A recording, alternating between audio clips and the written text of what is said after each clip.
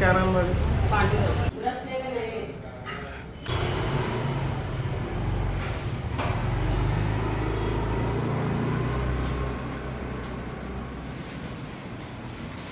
हमारी चौथी पीढ़ी चल रही है और हम लोग 62 में आए, सन 1962 से यहाँ आए नांदगांव में।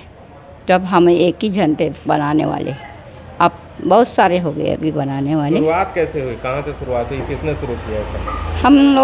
हम 3 गणेश 2 ही गणेश बनाते थे, एक पगड़ी वाला वो हलवाई लाइन का और एक बुढ़ाकू लाइन, खाली 2 गणेश बनाते थे बड़े वाले, बाकी छोटा माल रहते था ज़्यादा हमारा।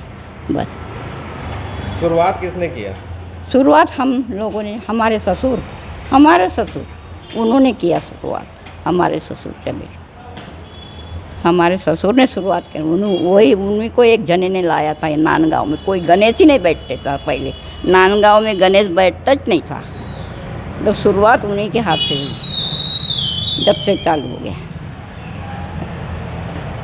और अभी कौन कौन बना रहा है? अभी हमारा लड़का नाती बनाता है, बेटा बनाता है, नाती भी बनाता है। अभी नाती भी नहीं बनाता, लेकिन हाथ बाहर करता है, अभी पढ़ रहा है वो। ठीक है, आपका नाम बताओ। मेरा नाम कौशल्याबाई कालेश्वर वासुदेव, कौशल्याबाई वासुदेव कालेश्वर।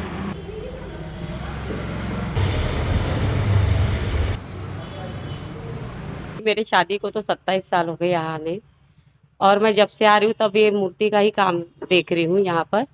और क्या बोलते थे, दादा ससुर थे तब से आते हैं बोले, और हमारे ससुर जी छोटे छोटे थे तब, शायद 10-12 साल के होंगे, तो उनके साथ आते थे। यहाँ पर कोई गणेश नहीं बनाते थे। जो बाल समाज का जो गणेश है, नहीं, राजा के यहाँ का जो गणेश है ना, वो नागपुर से लाते थे बोले पहले। तो फिर किसी ने बताया होगा कि यहाँ गणेश नहीं बनता, तो फिर दादा ससुर लोग आए, यहाँ बनाए। तो सबसे पहला गणेश हमारे घर से राजा के यहाँ बैठा था।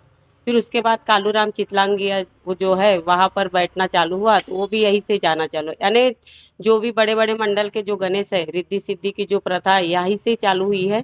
और यहीं पर सब मेरे ससुर, फिर दादाजी के बाद ससुर, फिर काका ससुर, अभी मेरे पतिदेव, यानी ये सब दर पीढ़ी चलते आ रही है। अभी बेटा भी अब इस काम में? हाँ, तो बेटा भी अब इस काम में लगा हुआ है, क्योंकि आगे पीढ़ी चलाना है तो सीखना तो पड़ेगा ही। आपको कितनी कठिनाई शुरुआत में हुई और कितनी सरलता से काम कर लेते? कठिनाई माने यही हुआ कि पहले तो इतना आता नहीं था, देख देख के सीख गए। इतना कठिनाई नहीं हुआ, यानी क्या है, एक कला की रुचि रहती है तो आदमी अपने आप सीख ही जाता है। अब कितना सरल लगता है काम? अब एकदम ही सरल, यानी सरल तो कुछ नहीं होता, थोड़ा परेशानी भी होती है, कभी थोड़ा वो भी होता है, लेकिन ये अच्छा लगता है कि ग्राहक अपने आते हैं, अपने को यानी रिस्पांस देते हैं कि बनाओ, हमको चाहिए, यानी डिमांड बहुत ज़्यादा है, लेकिन हम उसकी पूर्ति नहीं कर पाते।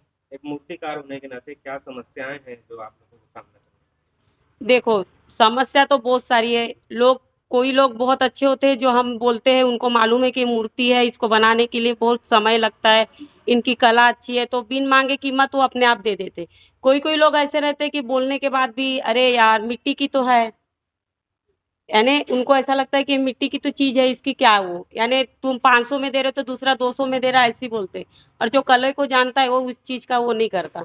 लेकिन फिर भी यानी देखते हुए ऐसा लगता है कि अपनी डिमांड ज़्यादा ही है मार्केट में। जो भी ग्राहक है पहले हमारे यहाँ टकराएगा, जब हम उनको बोलेंगे कि हमारे यहाँ नहीं है भैया मूर्ति, तब वो दूसरे के यहाँ जाता है। सीजन में प्रतिमाएं बनाते हैं, उसके बाद फिर बाकी जो समय होता है उसमें क्या करते हैं आप लोग? किस तरह से घर चलता है? आ, गणेश पहले तो कृष्णा बनाते हैं, उसके बाद गणेश के बाद दुर्गा, फिर लक्ष्मी, फिर उसके बाद कुछ कुछ मूर्तियाँ जो आती है पेंट करने के लिए उसको करते हैं। फिर उसके बाद फिर से दिवाली की मूर्तियाँ बना के रखते हैं, गौरा गौरी बना के रखते हैं। फिर गणगौर का काम आता है, फिर वो 2 महीना गणगौर का काम चलता है, फिर गणेश बनाने का काम, यानी साल भर ऐसे ही निकल जाता है हमारा।